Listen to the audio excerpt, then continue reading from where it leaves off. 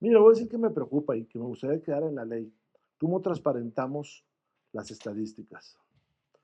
Eh, Hoy se nos está anunciando una baja de homicidios que muchos de nosotros consideramos que no es real. No se están contabilizando los hallazgos de fosas, no obstante que algunas de las inhumaciones son recientes, no se está contabilizando de manera consolidada feminicidios y homicidios, sino pareciera que en el feminicidio no se mata a una mujer. Y por el otro, no se está dando la información que hace unos años se daba. La página de la Secretaría de Seguridad eliminó lo que se llamaban fuentes abiertas, chequenlo ustedes, que creo que ha sido un grave error. Nos ponen ahí la información del gobierno, pero antes estaba fuentes abiertas. ¿Qué eran fuentes abiertas? Pues la prensa. Y muchísimas veces el gobierno tuvo que corregir a partir de la información que nos daba la prensa. No hay un mejor sistema de información de este país para esas cosas que la prensa, ¿no? Está en todo el país. Y veíamos, yo le puedo muchos ejemplos, pero uno de Campeche más o menos reciente, ¿no? Pues que la prensa relata la desaparición de una niña, luego, desgraciadamente, la encuentran muerta, y bueno, relata hasta el funeral la prensa. Sin embargo, no aparece en la estadística. Entonces, esa parte de la estadística hay que transparentarla, hay que certificarla, hay que, a mí me gustaría que participara más la sociedad civil. Pues por eso digo que es un buen debate, pero son dos leyes que creo que no se pueden sacar como lo se acostumbra acá de un día para otro.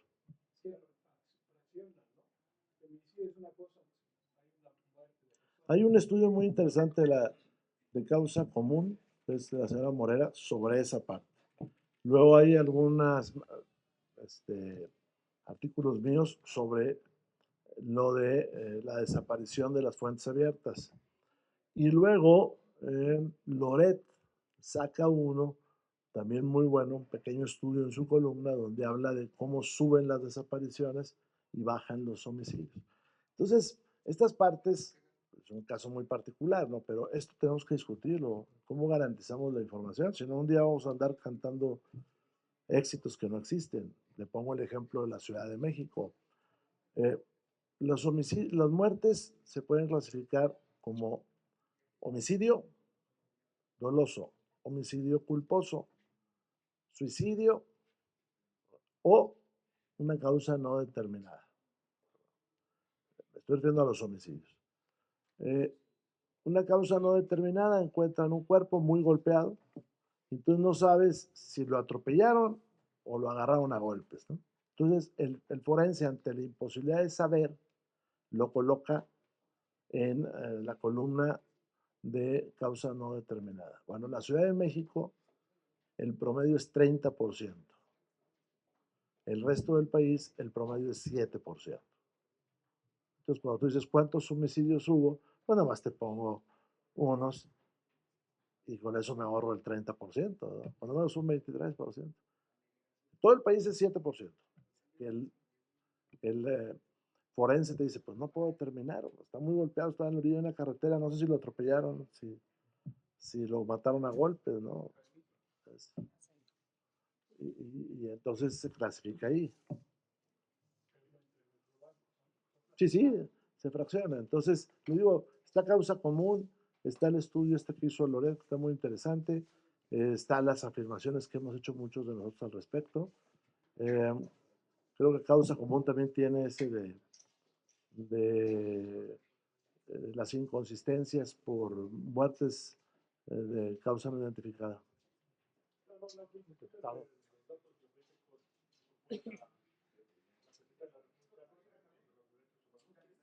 Hay que revisarlo, los términos, cómo se van a proteger.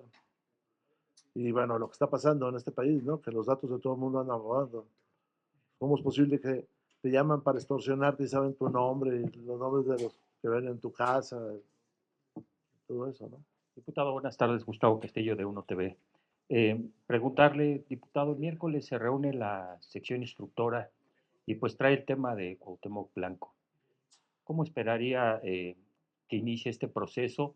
Luego también pues van a a revivir el caso de Alejandro Moreno. Voy a empezar por ese segundo. Mire, Alejandro Moreno fue acusado injustamente y se trajo acá una solicitud pues, para quitarle el fuero. Primera cosa, se agotó ese procedimiento cuando la misma Fiscalía del Estado de Campeche notificó que las pruebas eran inválidas. Entonces, ¿qué sucedió en aquel entonces? Estoy hablando de memoria. Si no viene acompañada la solicitud de las pruebas, pues no se puede analizar. Y entonces se desechó. Si el señor Hugo Eric quiere saber qué pasó en ese expediente, pues recurra a las instancias de aquí y no va a encontrar pruebas. ¿Por qué? Porque la Fiscalía del Estado de Campeche notificó, ¿cuál es el nombre correcto de esa? No, de las pruebas. Las pruebas son pruebas ilícitas. Dijo, fíjate tú que las pruebas que te mandé son ilícitas. Es mi asesor. Son ilícitas. ¿Por qué son ilícitas? Porque un juez de amparo determinó que habían sido obtenidas de manera ilegal. Entonces, para que proceda la sección instructora tiene que tener un expediente con pruebas que valorar. Ahí no hay pruebas. No hay pruebas. Entonces, es un expediente cerrado. Por eso nosotros vamos al tema de que el señor Hugo Eric pues tendrá otras intenciones, pero eso está cerrado. A nosotros no nos preocupa ese tema. La verdad, ese tema no nos preocupa. Nos llama la atención porque lo usa.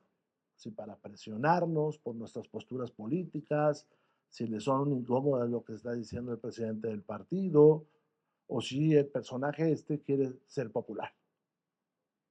Eso es lo que... Pero ese fue desechado por esa razón y él lo debe de saber. En términos claros, si revisa el expediente, él nada más puede ver una solicitud sin pruebas. ¿Y qué dice la ley? Que tenemos o tienen que analizar las pruebas. Pero además está finiquitado. Y además aquí en esta Cámara estamos los 4 integrantes de aquella comisión. Aquí estamos. Está el que era el presidente, están el que representaba a Morena, el que representaba al PAN y el que representaba al PRI. De Cuauhtémoc, que ya Pues tiene él, otra configuración. no, pues él tendrá que decidir. Comisión. El PRI no tiene ahí integrante de la comisión instructora. Él tendrá que decidir. ¿Por qué no se desarrolló la vez anterior? Pues porque no citó. O sea, él le dijo a ustedes que iba a haber, pero no les mandó el oficio. Tan, tan. O sea, a mí no me parece que esa sea la actitud correcta para quien va a dirigir un tema de estos. Pero con esa configuración que tiene ahorita la sección, ¿usted cree que puedan avanzar esos temas en contra de pues, diputados de Morena o de sus aliados? Pues mire, yo no soy para creer, yo soy católico, creo en Dios, pero eso es otra parte. Guadalupano, ¿cómo ve? Catolicón. Pues mire, yo lo que creo es que ahí hay mucho desorden por parte de una figura que además se ha pronunciado públicamente en contra de la persona que está siendo cuestionada. Yo no creo que sea lo correcto, no estoy exonerando a nadie, pero pues como que no es lo más prudente ni más sano. O sea, les dijo a ustedes que iba a haber sesión la semana pasada, ¿no? Sí, ¿por qué no hubo sesión? Pues porque no notificó. O sea, pues vea la seriedad que hay en el caso, ¿no? Y ahora como para empatar al marcador metió un agente ahí, unos agentes de Acción Nacional. Pues no entiendo, la verdad no entiendo. Luego trae una iniciativa de ley que nos está presentando, pero que no es iniciativa, donde quiere concentrar también no solamente la sección instructora, sino también la de procedencia, el examen previo, la sesión de examen previo, que tiene otra naturaleza, por eso está en justicia y en gobernación. Listo, que ya voy o qué, ya me tengo que ir. Es a las 4, ¿no? 3:30. Los grupos criminales de México no sean clasificados como terroristas. La pregunta es, ¿usted cree que se debe ser así, que no se clasifiquen, aun cuando el terror de estos grupos invade a toda la República? Mire, yo creo que son grupos que hacen terrorismo.